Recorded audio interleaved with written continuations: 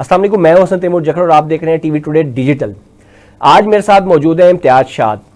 मौजूआत तो बेपनाह है, भरे पड़े हैं, लेकिन हमने उसमें से सिर्फ दो सुलगते हुए मौजू चुने हैं जो इस वक्त पंजाब की सियासत को का धारा मुझे लग रहा है कि बदल सकता है या उसका मिजाज बदल सकता है। पहला मौजू है ज़िमनी इंतखाबात। इलेक्शन कमीशन ऑफ पाकिस्तान ने ज़िमनी इंतखाबात का ऐलान कर दिया है और PTI जो दावेदार थी कि हम 100 सीटों पे हमारा हक है फॉर्म 45 के मुताबिक और उनको हराया गया है, हम वो हक लेंगे, एकदम से वो उससे दस्तबरदार होकर PP की 12 सीटों में और नेशनल की 6 सीटों के ऊपर ज़िमनी में चली गई है। एक तो ये सवाल हम पूछेंगे। दूसरा, अली अमीन गंडापुर के जो बयानात है, बड़े सख्त किस्म के बयानात उन्होंने दिए हैं, उसका क्या पस मंजर है या उसके क्या शिद्दत है, हम ये दोनों सवाल हम जानेंगे इम्तियाज शाह साहब से। इम्तियाज साहब वेलकम। सबसे पहले तो ये बताएं, ये जो PTI है जारहाना सियासत के वाले से मशहूर है, सारा कुछ उनकी सारी कुछ है, ये एकदम जो उन्होंने एक्सेप्ट किया है ज़िमनी में जाने का, तो इसको आप किस नज़र से देखते हैं? पहले तो बहुत शुक्रिया हसन भाई। बात पता क्या है, पाकिस्तान की सियासत जो गुज़श्ता चंद माह से आप देख रहे हैं ना, बड़ी वो सख्त किस्म के माहौल के अंदर से वो गुजर रही है और ऐसा पहले देखने को कभी नहीं मिला है।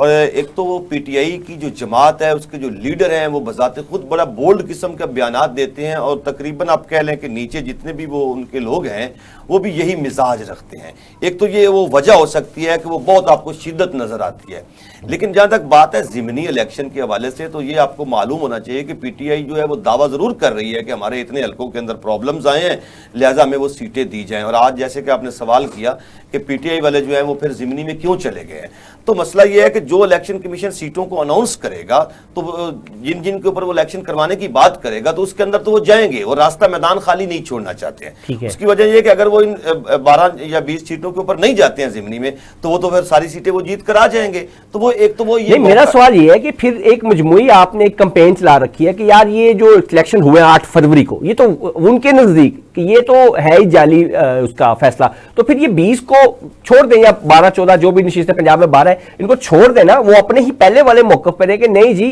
टोटली नल एंड वॉइड करार दिया जाए, या फॉर्म 45 जो उनके पास है या जो बाकी उम्मीदवारों के पास है उसके हिसाब से फैसला दिया जाए, बजाय इसके कि ये तो चले 4 आ रही है तो आने दे, बाकी की बाद में बात करेंगे। ये तो फिर कोई और चीज चल रही है। बता दूं, उनका ये मौकफ है कि हम सड़कों पर भी लड़ाई लड़ेंगे, हम पार्लियामान के अंदर भी लड़ाई लड़ेंगे, हम कानूनी जंग भी लड़ेंगे, लड़ते रहेंगे। तो वो हर महाज पर वो मैदान खुला नहीं छोड़ना चाह रहे हैं इनके लिए, इसी वजह से वो ज़िमनी इलेक्शन में जाएंगे।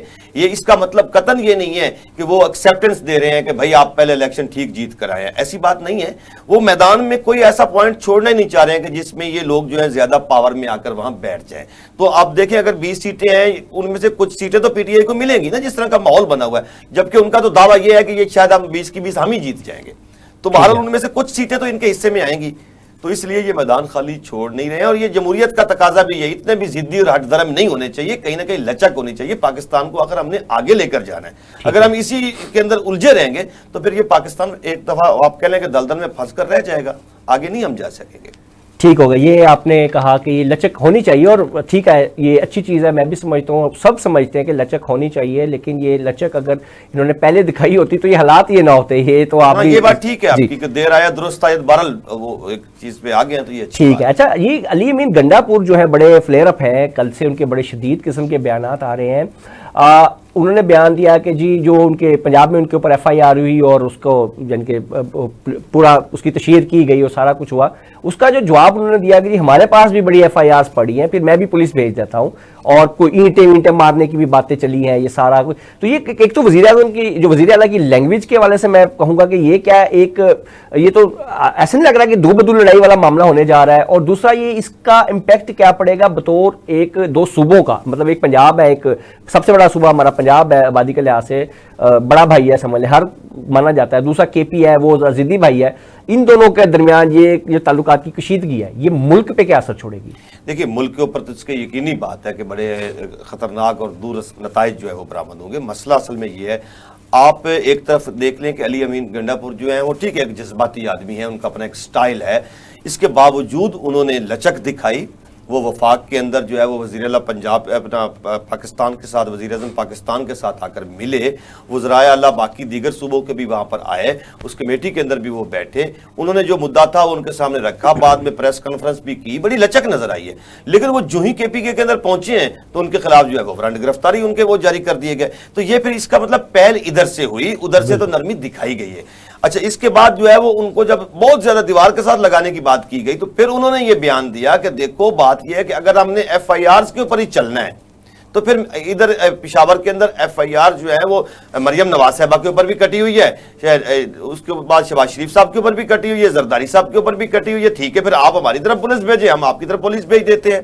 ये जो ईंट मारने की आप बात कर रहे थे ना, ये उन्होंने कहा है कि जो आपसे कोई रिश्वत मांगता है, आप मेरा दिल करता है कि उसका सर फाड़ दो। अब इसके अंदर जो है मैं यहाँ पे लैंग्वेज के लिए हवाले से मैंने ठीक है, ये सर फाड़ दो। अच्छा, इस तरह की बातें होती रही हैं। आपको याद होगा कि यहाँ पर एक आरिफ नकई साहब हुआ करते थे वज़ीर आला पंजाब, वो कहते थे पुलिस वालों को मैं तुम्हारी पैंटें उतार दूंगा। तो ये अच्छा, इस तरह के सख्त, आप शहबाज शरीफ साहब को देख लें, ये इतने सख्त अल्फाज इस्तेमाल करते रहे हैं। इवन नवाज शरीफ साहब, मुझे याद है जब ये वज़ीर आज़म पाकिस्तान बने दूसरी मरतबा, तो ये नहरी पानी की चोरी का कोई केस आया और ये वहां पर मौके पर पहुंचे और इन्होंने सख्त अल्फाज में सजरश की वहां जो महकमा अनहार के लोग थे उनकी, और वो बड़ी, उस वक्त चूंकि वो मीडिया नहीं था, आज का है सोशल मीडिया, वो थोड़ी सी बात होती है उसको लेकर आगे बढ़ा जाता है। PTI वाले वैसे ही बदनाम हुए हुए, वो छोटी सी बात करते हैं उसको पकड़ लिया जाता है। आप ये नहीं देख रहे हैं कि मरियम नवाज साहबा जो फिर रही है टिकटॉक के ऊपर, उनके हवाले से जो बातें आ रही हैं, आप उसको किस तरह से देखें? उनको तो पार्टी के अंदर से तनकीद का निशाना बनाया जा रहा है बहुत शदीद कि यार ये आपसे। अच्छा, इसमें भी मैं जिम्नन जिक्र करता चलूं कि मरियम साहिबा की वो कहते हैं ना, जिस तरह अतालीक मुकर्रर किए जा रहे हैं मजीद, यानी कि कुछ सियासी पर्सनैलिटीज को उनके साथ इसलिए जोड़ा जा रहा है कि एक तो इनसे ब्यूरोक्रेसी हैंडल नहीं होनी, दूसरा जो उनके इर्द गिर्द अभी मौजूद लोग हैं जो उनको जिस तरह वो एक्सप्लॉइट कर रहे हैं उससे बचने के लिए, क्योंकि उनके इमेज पे एक मनफी असर आ रहा है।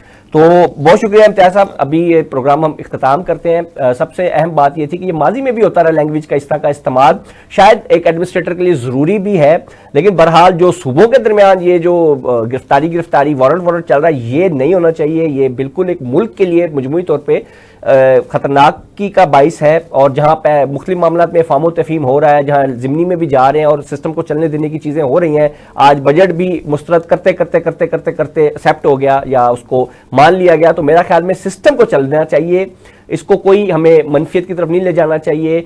जमहूरियत है, ठीक है, एक टाइम उनकी बारी है, एक आपकी बारी होगी। तो मेरे ख्याल में अवाम की कीमत पे कभी भी इस तरह की कोई संगीन सूरत पेश नहीं आनी चाहिए।